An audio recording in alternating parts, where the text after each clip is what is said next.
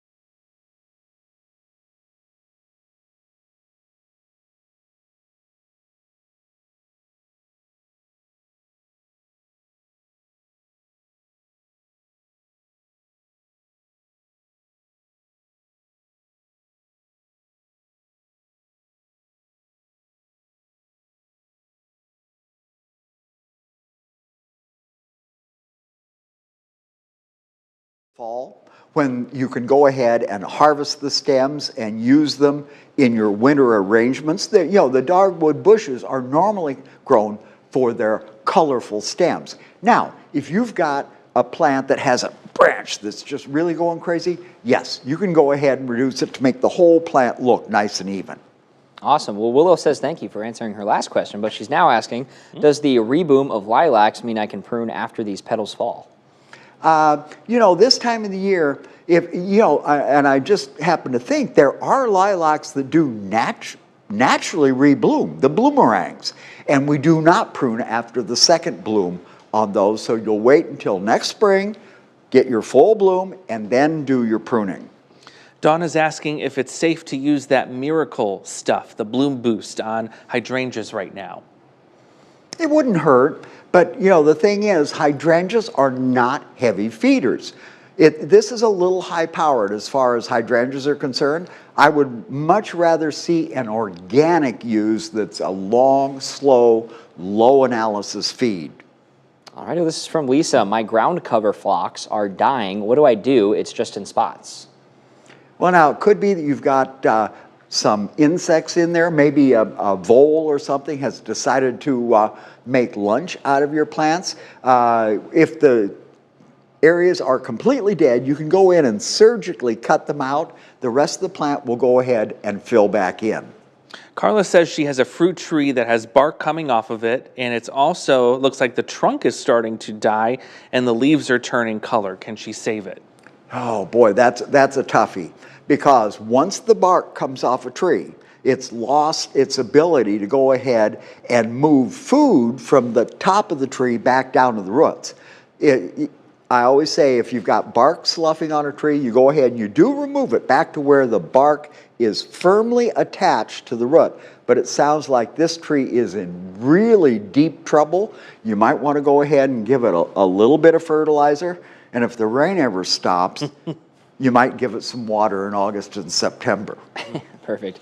Well, Mick is asking how to kill poison ivy. Poison ivy. For that, you want poison ivy killer. The active ingredient you're looking for is triclopyr. It will kill poison ivy and any other broadleaf plant. It will not kill grass, and it's one of the few chemicals that I would like to use during the summer. Keep it off of desirables, and if the ivy is growing up a tree or something like that, you can spray the ivy. The triclopyr will not go through the bark. It has to be absorbed through the leaves to be effective. From Duke, do I need to prune tomato plants? I don't think so.